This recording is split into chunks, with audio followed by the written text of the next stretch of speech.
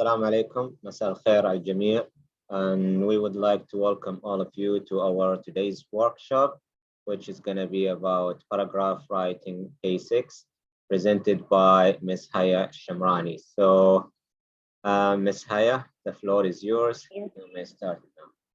Thank you so much. Assalamu alaikum wa rahmatullahi wa barakatuh. I hope everyone is fine. Today's workshop is paragraph writing basics. I am really sorry for the technical problem that happened the last time. Inshallah, tonight won't happen.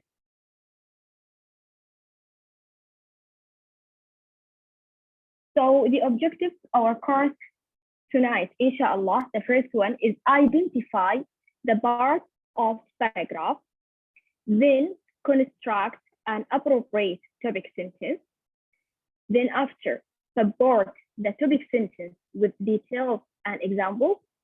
And then lastly, use a concluding sentence to complete a paragraph. And this is the last part of the paragraph. Then after that, we will learn how to create unity and coherence in our paragraph. So I will start with the definition of the paragraph. The paragraph is a group of related sentences that usually discuss only one main idea. The paragraph can be a short or long, but it doesn't matter how short or long it is. But what is matter is that it should be the paragraph to develop the main idea clearly. And this is what is important, is to develop the main idea in the paragraph very well. And this is the definition of paragraph. Then we will move to the parts of the paragraph. Introduction. In academic paragraphs, generally, writers usually use a common style of organization. They usually start with a general statement to express the main idea of the paragraph. And this is the first at the beginning of the sentence. And then after, they follow this general statement, which is called topic sentence with supporting details. The supporting details usually support the main idea, which means the topic sentence with information and explanation. Then finally, they conclude the paragraph with another general statement as a reminder for the reader of the main point of the paragraph. So these are the three parts of the paragraph. Now let's see them in actual paragraph. How can they be? So take a break. In today's busy world, it is easy to forget about the importance of taking time off. Whether it's locked for a couple of hours or a few days, leisure time has a specific benefit. So as you all see, whether the highlighted, the second sentence that is highlighted, it's called topic sentence. Why? Because usually it states the main idea of the paragraph. Here, whether it's lost for a couple of hours or a few days, leisure time has a specific benefit. So the basic topic sentence here is leisure time has a specific benefit. So this paragraph, it will be about the benefits of leisure time. So usually the topic sentence states the main idea of the paragraph. And here, the main idea, the benefits of leisure time. Then after the topic sentence is followed by supporting details in order to support the main point. So as we see here from sentence 3 to sentence 11, all of these are supporting details for the main point, which means the topic sentence. And something else, these supporting details are divided into two: main points and explanation for these main points.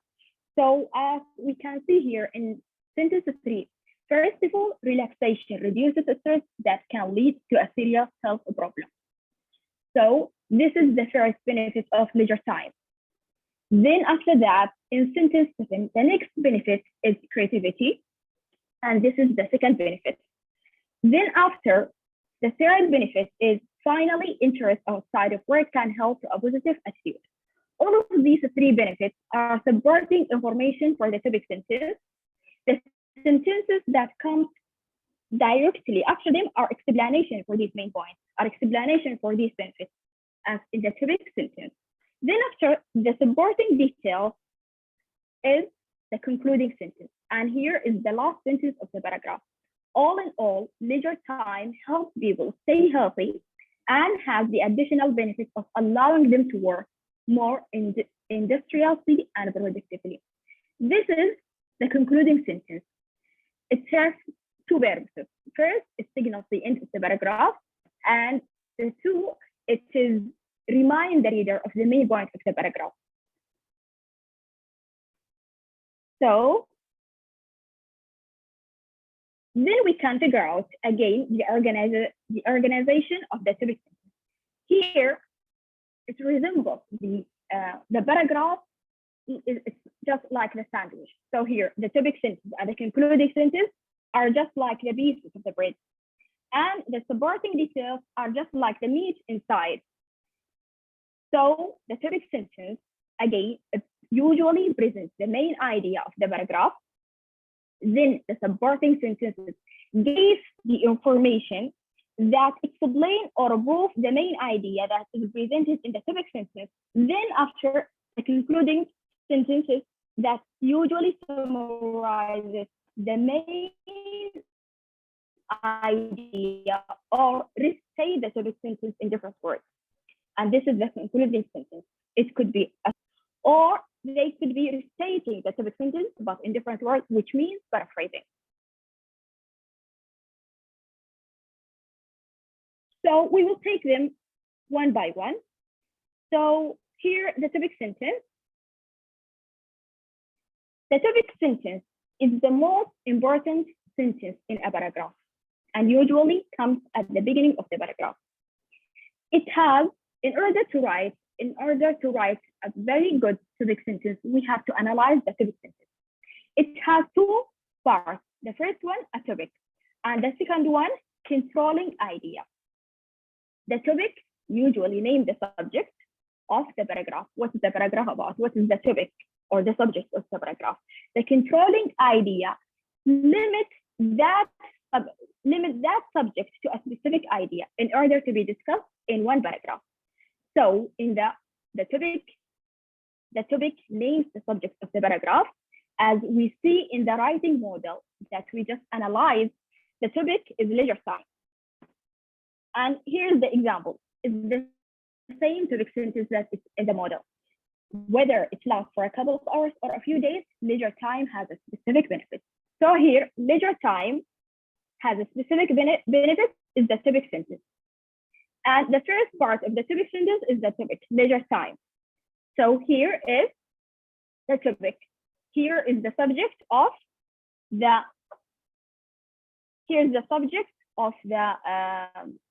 whole paragraph. And then after, the controlling idea. The controlling idea, it controls or limits the topic to a very specific idea. So here, a specific benefit is the controlling idea of leisure time. Why? Because it controls, it specifies the leisure time into the benefits of leisure time. So in the model, the controlling idea is the leisure time is beneficial.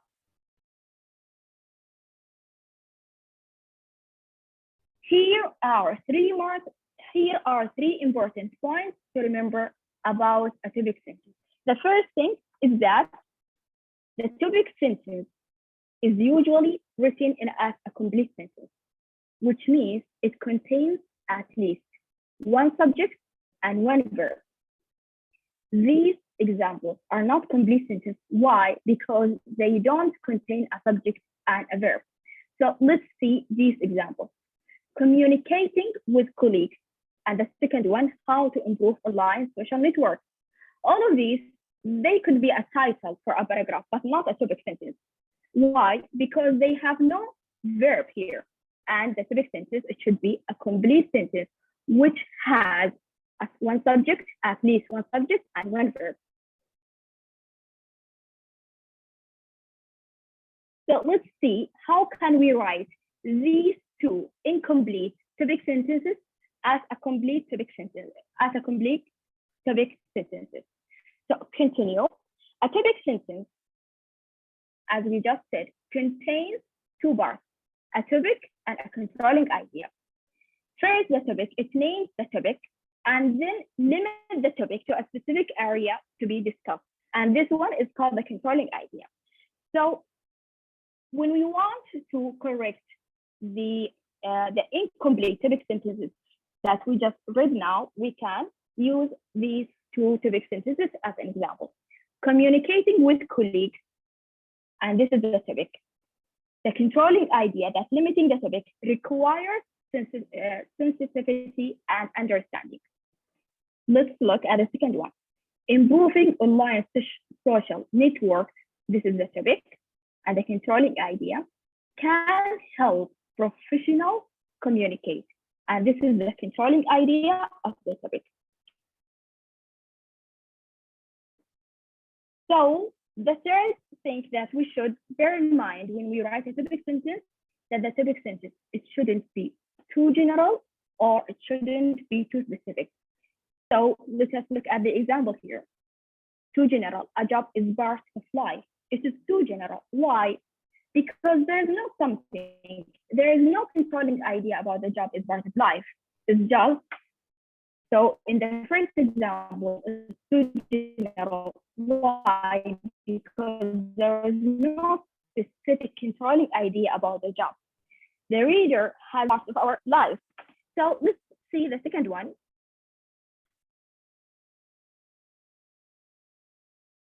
Too specific, an increasing number of people in the United States work 50 hours a week.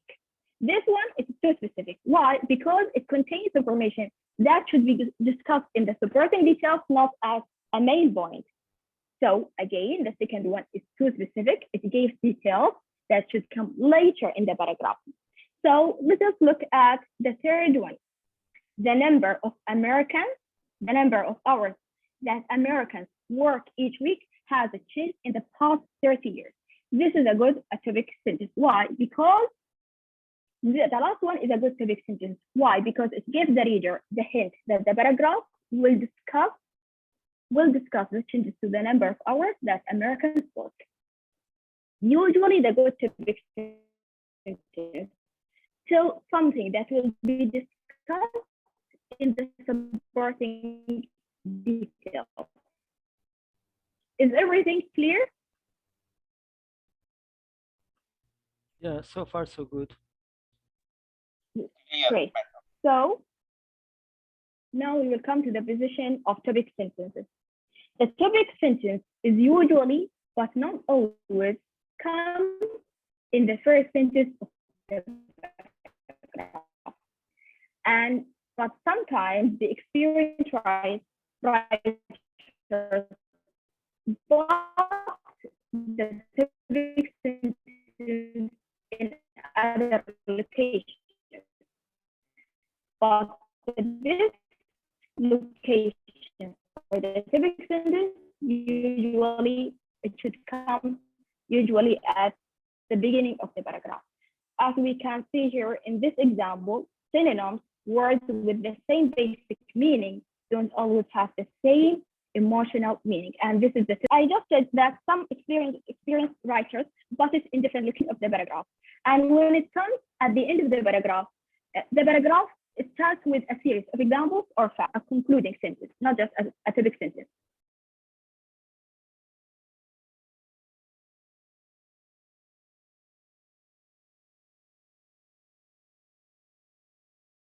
Is the part clear?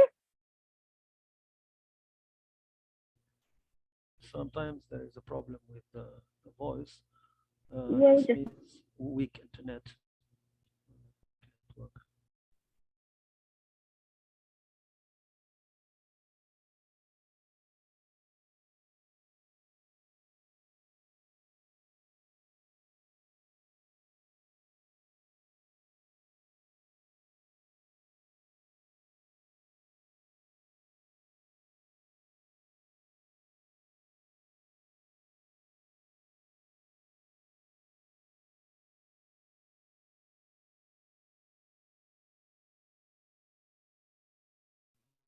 Now we can't hear anything. No, no voice. I don't know whether you are talking or not.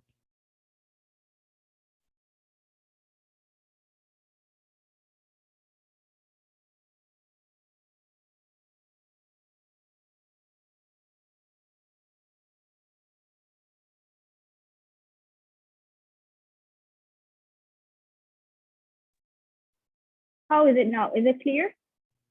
Yeah, it's okay. Go ahead. Alhamdulillah. Well,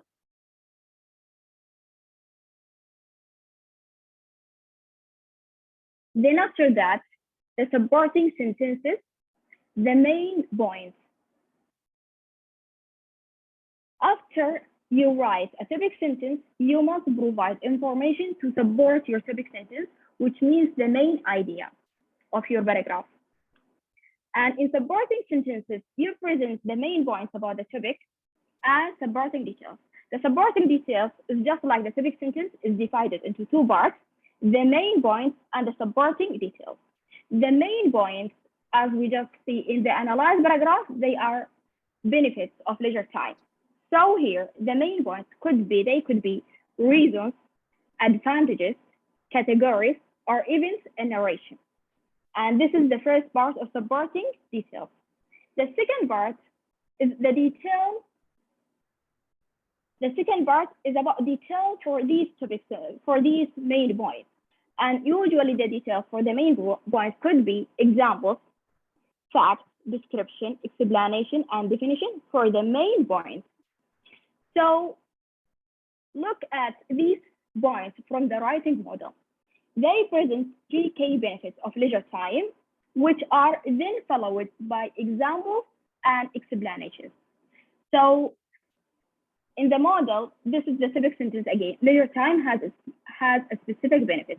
These benefits that presented in the details, in the supporting details are, first of all, relaxation, reduce stress that can lead to a serious health problem. This is the first main point. The second one, the next benefit is creativity. And then the last one is finally interest outside of work can lead to a positive attitude. Then the sentences that usually come after the main points, as I just said, they are details. They could be examples or facts, description, explanation, and definition. So the most effective way in order to support your main points in the supporting details is by writing examples. So examples and the explanation that accompany them are one of the easiest and most effective type of supporting details. Why? Why they are so easy? Because you can use examples from your own knowledge and experience to illustrate the topic. And something else, they are so easy for the readers to see or to visualize. And the last one, or the last benefit of using examples as details, they make the meaning clear and memorable. So here, notice the example signals that are often used to introduce examples. So when you write example as details for the main point, start the example with these signals. Here are the most common ones. The first one, for example, and for instance. And when we use these two signals, we should follow them by a comma. Whereas when we use such as, no comma is needed to follow it, but we should add the comma before. So let us look at the example, at these examples. The first one, for example, planting a community garden is a great way to meet people and release stress. For instance, when volunteers help children learn to read, they feel wonderful about what they have achieved. So here, as you see, for example, or for instance, whenever you use them, you should follow them with a comma. And let us look for the second one. Individuals with hobbies such as photography, travel, and music develop a new talent. And when we use such as, we should put the comma before, not after. Then the concluding sentence. The concluding sentence signals the end of the paragraph and reminds the reader of the controlling idea. The concluding sentence serves two purposes. The first one, it signals the end of the paragraph, and the second one reminds the reader of the important idea. So again, it signals the end of the paragraph and reminds the reader of the important idea that is presented in the topic sentence. We can do either by summarizing the main points that's presented in the supporting details, or by repeating the topic sentence but in different words, which means paraphrasing the topic sentence. Here are 3 tips to help you write a good concluding sentence. Firstly, we should begin with a conclusion signal. Most conclusion signals have comma after them, others don't. So when we are going to write a concluding sentence, we should start by a signal, a conclusion signal. And here they are. You can use one of these when you want to write a concluding sentence. End of paragraph signal. The first column is followed by a comma. The second one is not followed by a comma. So in a brief, comma, in conclusion, comma, indeed, in short, finally, lastly, therefore, thus, to sum up. If you are going to use one of these, they should be followed by a comma. While these phrases, no comma needed. And here they are. The evidence suggests that there can be no doubt that these examples show that we can see that. So when we use these phrases, no comma needed, but when we use the words that in the first column, we should add a comma.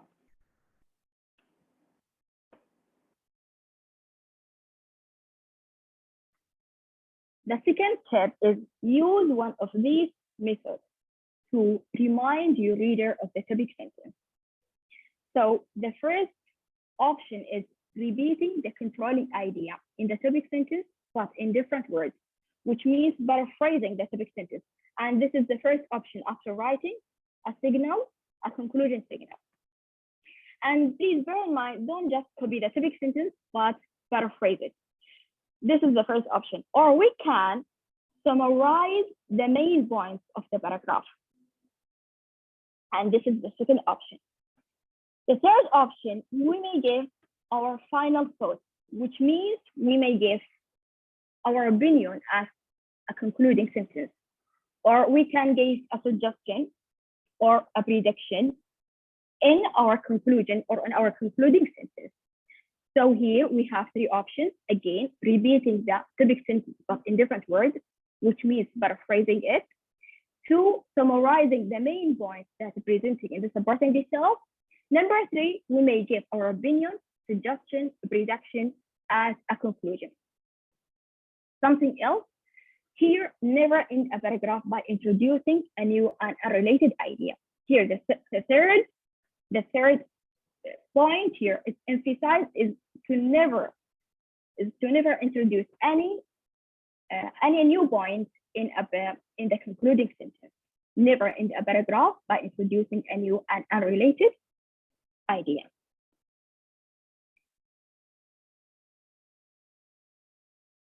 And these are examples of concluding sentences. The first one is repeating the topic sentence, but in different words, or stating the topic sentence, but in different words. And the second one here, summarizing the main points that are presented in the topic in the supporting detail. So the topic sentence here, the first one, some hobbies are too expensive. The concluding sentence for this topic sentence, indeed, conclusion signal, most people simply don't have enough money for certain pastime. So some hobbies here is paraphrased into certain pastime and too expensive that some people simply don't have money for certain pastime. And this is paraphrasing of the same topic sentence. The second one is an example of summarizing the main points in the concluding sentence. In short, only the very wealthiest of people can afford to be serious collectors of coins, old cars, and art. Here it's been clear that these 3 these three main points, the collector of coins and old cars and art, is being discussed in the supporting detail. Then after that, we come to the unity and the coherence. So we learned so far that academic paragraphs have three main points. They are, the first one, topic sentence, which usually presents the main idea of the paragraph. Then after that, supporting sentences, which usually support the main idea of the paragraph with explanation, examples, facts, and so on. Then after that, we conclude the paragraph with concluding sentence. And the concluding sentence is just like a reminder of the topic or the main idea of the paragraph. Now we will explain how to develop a paragraph so that it has unity, which means that it focuses on only one idea, and how to create coherence in order to create logical order.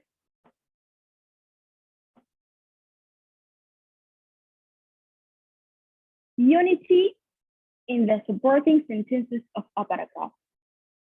In English, unity is a very important element of good academic paragraph. In paragraph with unity, all the supporting sentences in the paragraph work together in order to support the main idea, which means the topic sentence. Each sentence should be directly linked to the topic and the controlling idea about the topic. So again, the paragraph with unity, it means that all the supporting sentences support the main idea of the paragraph and directly linked to the topic and the controlling idea about the paragraph.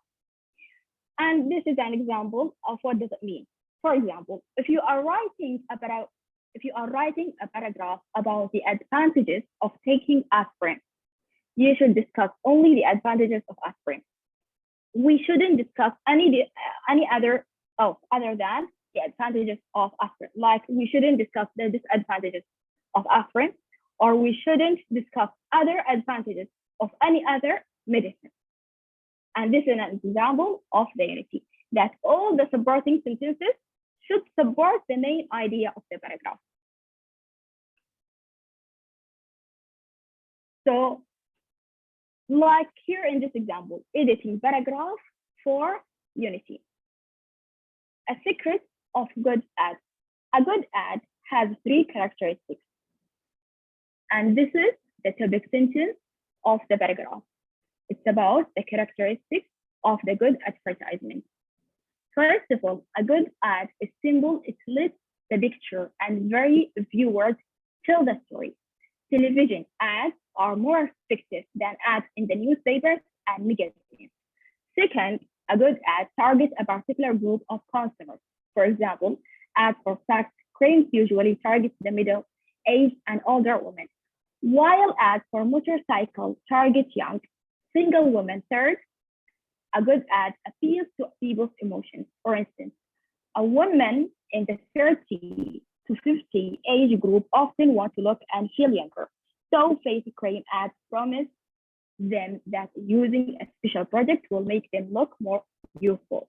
Teenagers, on the other hand, often want to be popular. So ads directed at teens often show a happy, confident-looking group of young people using the product in the ad.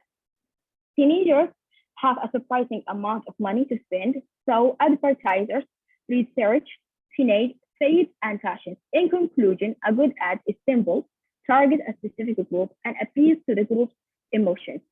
So according to just let me finish with this one. I once wrote an essay and added a conclusion by the end of each paragraph, and my professor said it wasn't necessary to conclude each paragraph. When do we add? By the way, when you write only one paragraph, you should add a concluding sentence. But when you write essay, it's optional to add the conclusion sentence. When you write an essay, it's not necessary to to conclude each paragraph with concluding sentence. But when you write only one paragraph, no, you should add a concluding sentence.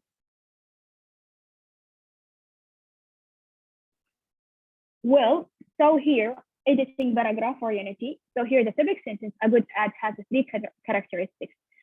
So here, as we can see, it's about the features of good ads. When we see this first sentence, television ads are more effective than ads in a newspaper and magazines. So this sentence discusses that the television ad is more effective than the other ads, just such as newspapers and magazines. So here, this sentence is not related to the features of good ads. So this is why it's being crossed out, because makes this paragraph has no unity. So we have to edit it and we should omit it.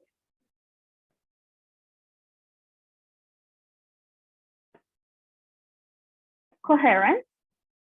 The second element in order to write a good paragraph is to create coherence. Also, paragraph unity is important. It's not the only factor that you need to consider in writing a successful paragraph.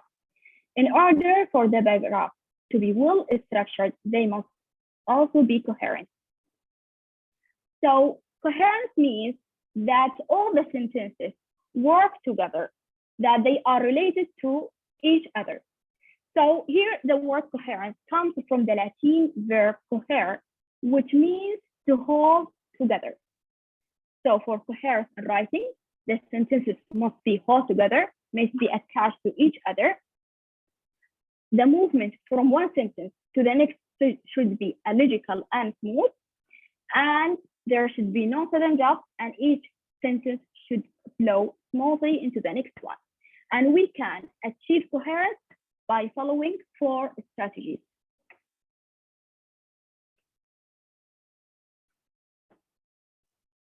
Here are 4 ways in order to achieve coherence. The first one is repeat the key nouns. 2, use consistent pronouns. So we usually, when we want to make the meaning clear, we should repeat the key nouns to make it clearer. And use consistent nouns, like if I decide that I'm gonna use you pronoun, I shouldn't use any other pronoun unless if there is a need for this. And then after that, use a transition signal to link ideas. The only way that we can use to link the sentences together is by using transition signal. And then lastly, in order to achieve coherence, is by arranging ideas in a logical order so that we don't confuse the reader. So the repetition of key nouns. The easiest way to achieve coherence is by repeating the key nouns of the paragraph. In this paragraph, the repetition of the noun fear smooths the flow of the sentence and creates coherence. This one, the first one, paragraph with coherence. And the second one, paragraph without coherence. So I will read the first paragraph and then the second one, and we can figure out which one is more clear than the second one. There will be consequences of fear. When worry escalates, the result is fear. Everyone has experienced fear. So here in this sentence, fear is being repeated again. A swimmer of only moderate skill might be afraid of swift water. A child might fear the dark. So here again, a hiker will probably feel fear when hearing the distinctive swarming of rattlesnake. A jogger might experience it when confronted with an angry dog. According to the author, Norman Cousins, fear creates negative expectations. One tends to move in direction of one's expectation. Fear causes the heart to race, the head to swim, the palms to sweat, the knees to buckle, and breathing to become labored. Its physical effects are such that human body can't withstand it indefinitely. So the health consequences of fear. The second one is without coherence. Why? Because there is no repetition of the K noun here. So that the meaning is not clear as the first one.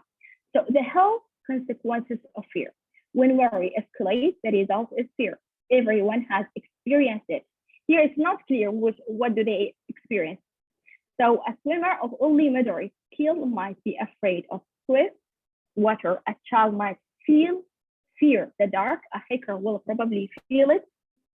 Here again, it's not clear. When hearing the distinctive forming of rattlesnake, a jogger might experience it when confronted with an angry dog.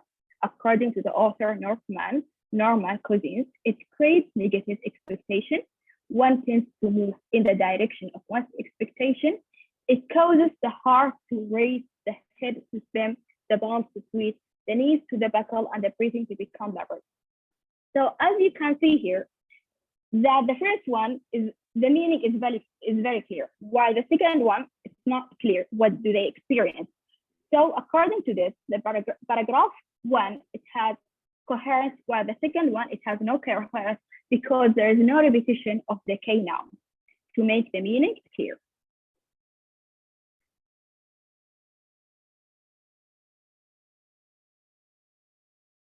No, they are in the same paragraph. The first one with the repetition of the K noun here, and the second one with no repetition. It substitutes the K noun with pronouns. This is make the meaning is not clear. Is it clear? So the second way, there is no fixed rule about how often to repeat the K noun or when to use pronouns as a substitute. We should repeat the noun instead of using pronoun when the meaning is unclear. So again, there is no fixed rule in order to we should have to repeat this K noun and we shouldn't repeat it here. No, there is no clear rule. But when the meaning is not clear for the reader, we should repeat the K noun. Or we can substitute it with other synonyms, as we will discuss it here in this point. Also, repeating K words can make a paragraph more coherent. You don't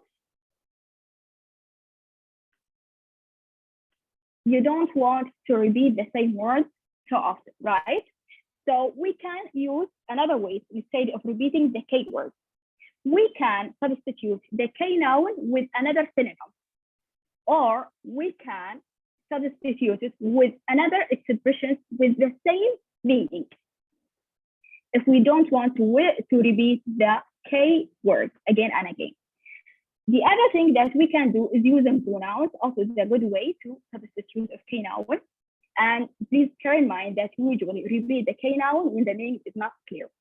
And in order to not make ourselves repeat the same word again and again, we can use another strategy, like substituting it with another synonym, or with expressions with the same meaning, or with pronouns when the meaning is very clear for the readers. The second one is consistent pronouns. When you use pronouns, when you write a paragraph, please be consistent in using pronouns. Make sure that you use the same person and the number for your paragraph. For example, as I just said, don't change from the pronoun you to he, or from he to they, from the singular pronoun he to the plural pronoun they. So please be consistent when you use pronouns, unless if there is reason to do so. So notice the changes the writer makes for consistency. So the root of a word is their most basic part. Here, it's wrong. Why? Because it is here that it's been corrected. It refers to the root of the word. This pronoun refers to the root of the word. This is why it's been corrected here. The second sentence, a prefix is another word part. Prefixes can be added to the beginning of word to change its meaning. Its meaning is wrong. Why? Because here the pronoun refers to the word prefixes. So we should use there instead of it is. Students who know a few Latin and Greek words and prefixes have an advantage over a student. It's not just one student. No, it starts the sentence with a student, a group of students. So we should be consistent and to write it as a plural. Who doesn't know them? It's incorrect. We usually use don't with the plural, students. They can often guess the meaning of a new word. They can often guess the meaning of a new word. If, for example, here it is changed from a student to you. So we should be consistent and use the same student, the same subject, student. Students know the prefix ami means all. And here it is changed from the pronoun they that refers to the student to you, and we should change it to they. They have a better chance of guessing the meaning of words such as omis, omnipresent, and omnidirectional. Furthermore, here, the same mistake, it starts the paragraph with a number of students, so we should write students, not a one student, a student who knows that the root kai comes from carry, to know, can the omi sign means all knowing.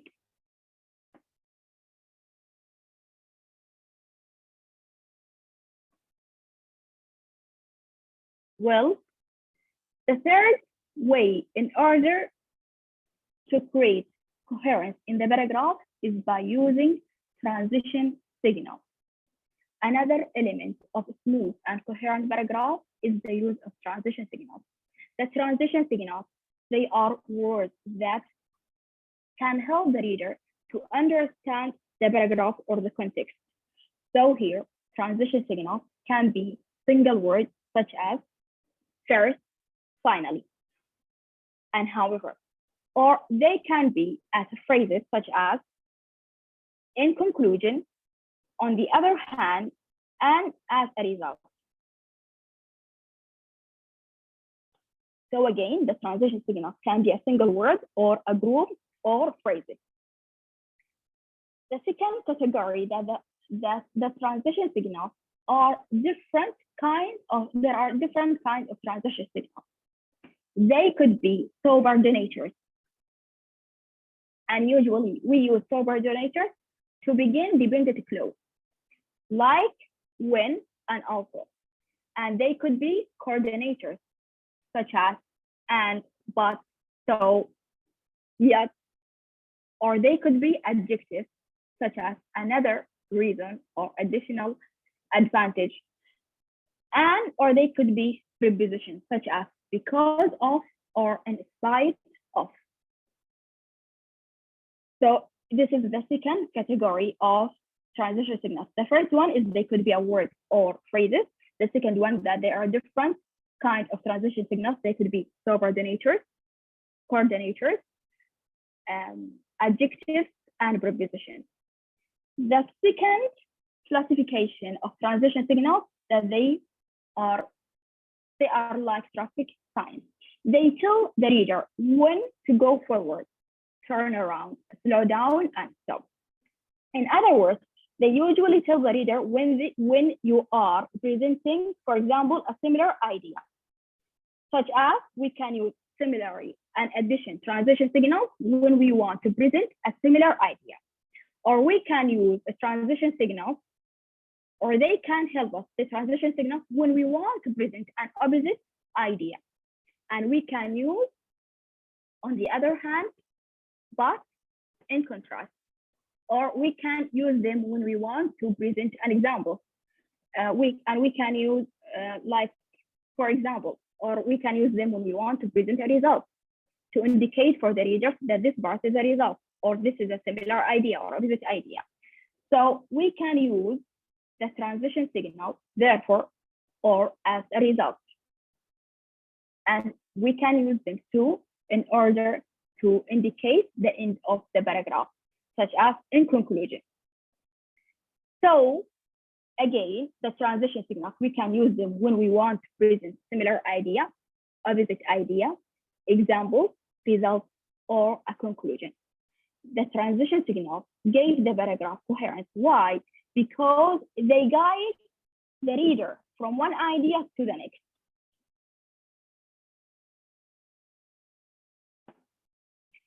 So let's see these two paragraphs, one with transition signals and the second one without, the first one without transition signals and the second one with the transition signals. So paragraph one difference among the world's seas and oceans is that the salinity varies in different climate zones. The Baltic Sea in Northern Europe is only 1/4 as salty as the Red Sea in the Middle East. This sentence is an example, but it's not clear in this paragraph that this is an example. So as you can see in the second one, in the second paragraph, there's a transition signal, for example, is been added. So here it will help the reader to understand that this part of the paragraph is an example. So these are reasons for this. In warm climates, water evaporates rapidly. So this is the first point. So here, as you can see in the second one, first book, to indicate that this is the first point in the paragraph.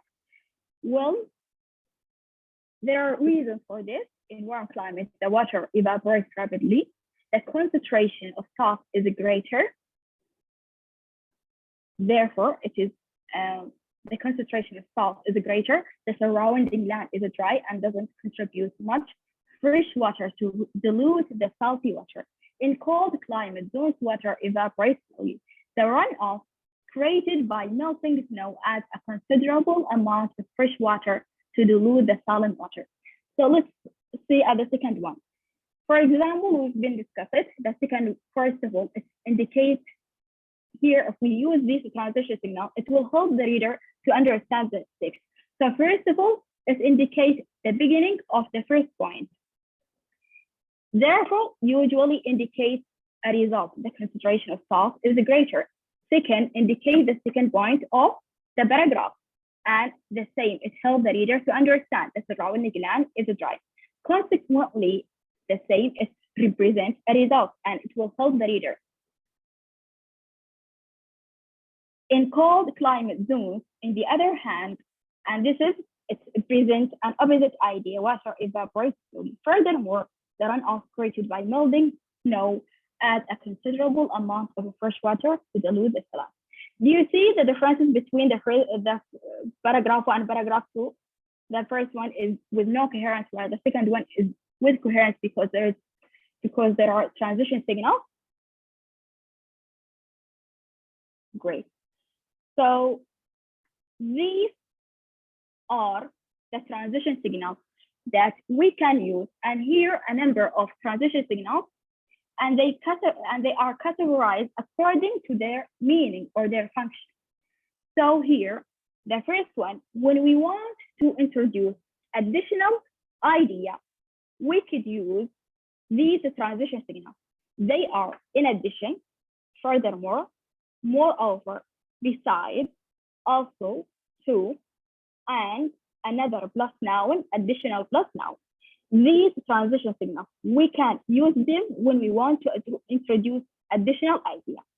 When we want to introduce an opposite idea or contrast, we can use these transition signals. On the other hand, in contrast.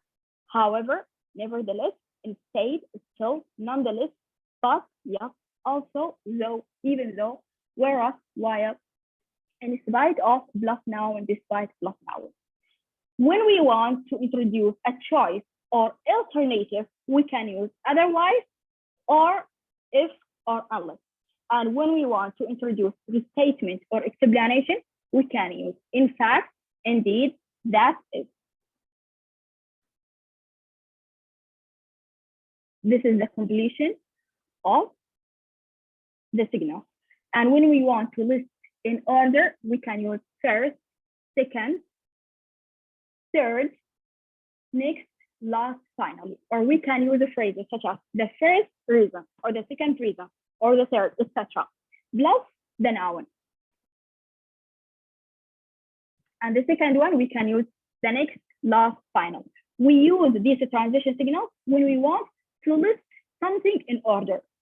Then the second category is when we introduce examples. We can use, for example, for instance, an example of plus noun, such as plus noun. We can use these to introduce or present examples. When we want to introduce conclusion or summary, we can use clearly, in brief, in conclusion, indeed, in short, in summary. And lastly, if we want to introduce a result, we can use accordingly as a result, as a consequence, therefore, consequently, hence, thus, and so. I hope it is clear.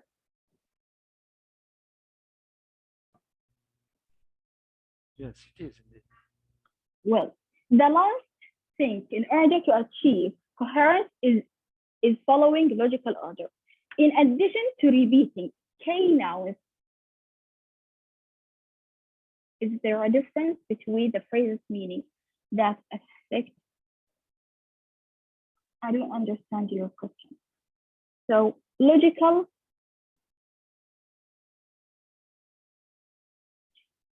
order. In addition to repeating K nouns and pronouns and using transition signals, so we learned so far 3: repeating the K nouns and be consistent in using pronouns. The third one is using transition signals. The fourth way in order to achieve coherence is to arrange the sentences in some kind of logical order. The choice of logical order depends on the topic and the purpose of our writing. The important point to remember is to arrange your ideas in some kind of order that is logical to the reader accustomed to the English way of writing. So again, the kind of logical order depends on the topic and the purpose and should be suitable to the way of to the English way of writing and should be understandable for the reader. So these are the three kinds of kinds of logical order in English. Some common kind of logical order in English are: the first one, chronological order; the second one, the logical division of ideas; and comparison and contrast. What do we mean by all of these? The first one, chronological order, it means when we order something into a step or in order by a time sequence or event or step as a process. And this is what does it mean by chronological order. Like when we explain how to do something, we usually use the chronological order, which means organizing the information into order according to the event. In a logical division of ideas, when we divide the topic into subtopics, and then we discuss each point that related to this topic separately. A topic is divided into parts, and each part is discussed separately. So the third kind of logical order is a comparison contrast paragraph, which means that we organize the information according to the similarities and differences between two or more items to be discussed. Here are examples, like this paragraph 1. We can figure out the organization. By the way, we can figure out the organization of the paragraph by reading the first sentence, which means the topic sentence and the transition signal, and the last sentence. So here, the process of machine translation of language is complex.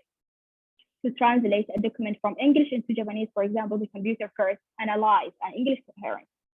From this one, we can figure out that it is chronological order because it will explain how to translate from English into Japanese by using the computer.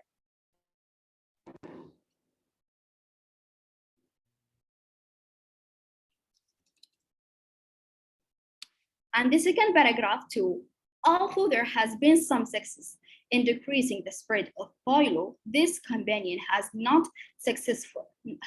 been as successful as the smallpox campaign. And you can see here, if you see the pointer, these differences, the main difference You can see from these transition signals that the kind of this organization is comparison contrast paragraph. And the last one, paragraph 3, the main different calendars used throughout the world are all based on the phases of the moon, on the revolution of Earth around the sun, the first subtopic, or let's say the first part, or a combination of the two. The first kind of calendar is lunar calendar, based on the phases of the moon. A month is calculated as the time between two.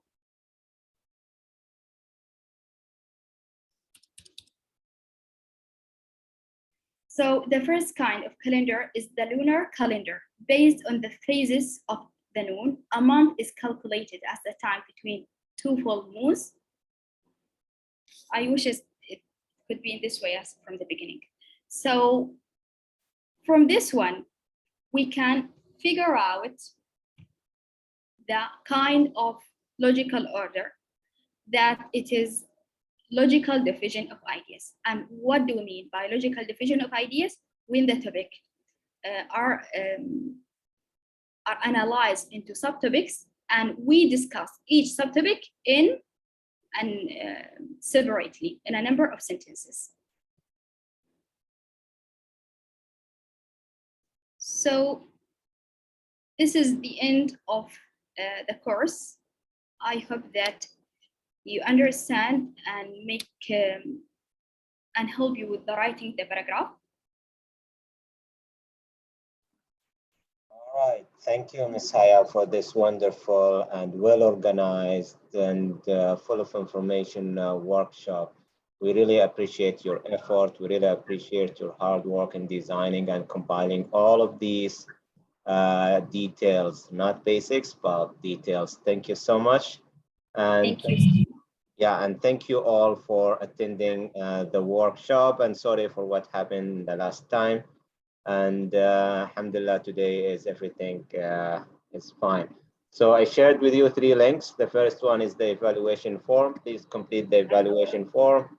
The second one is our appointment system. Whenever you have issues with your writing and you need someone to look at your writing, please book an appointment or couple appointments, and we'll be happy to assist you.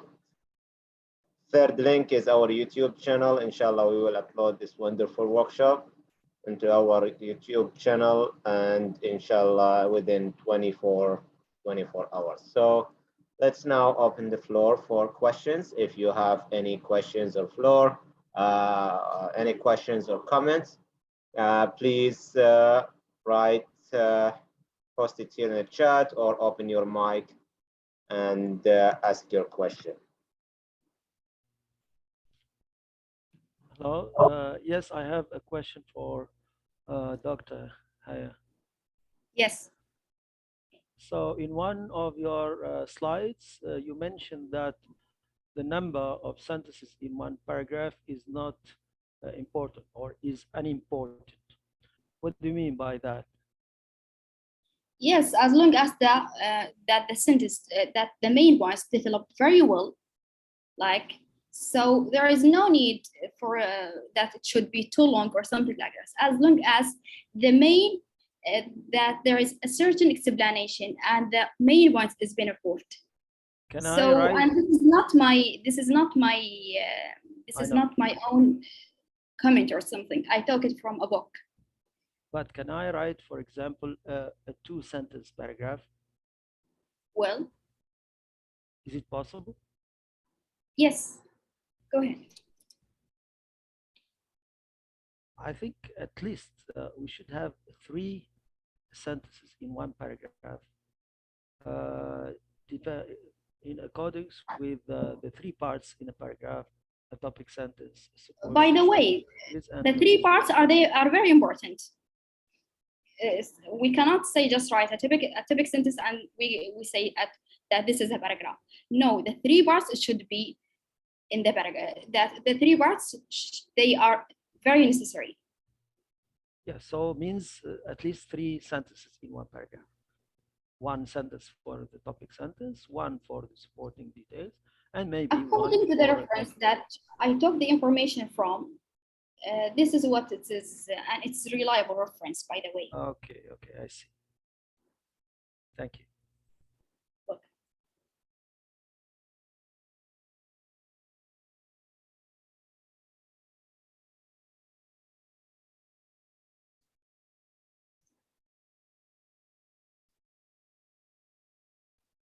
Yes, I think you can return to the lecture on the Writing Center channel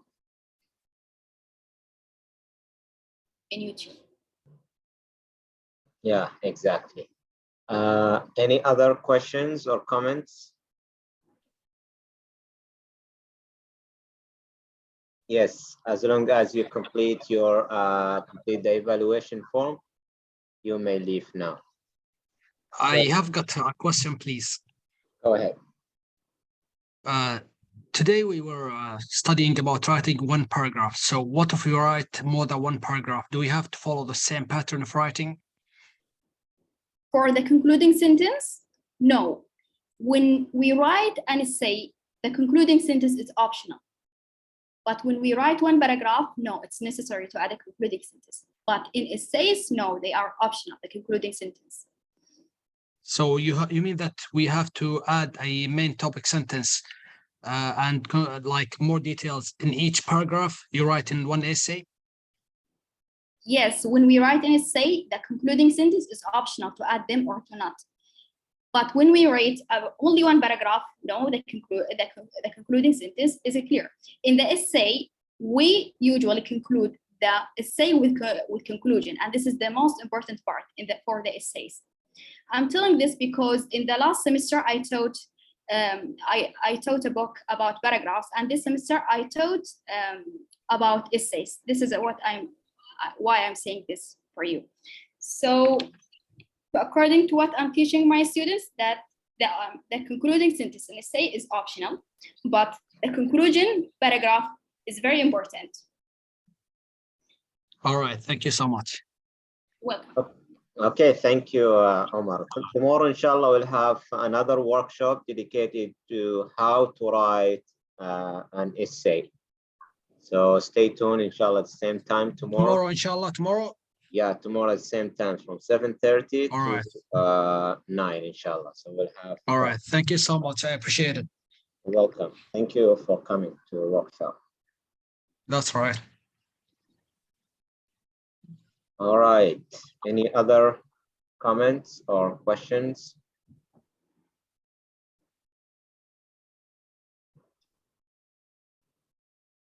All right. It seems that there are no more comments or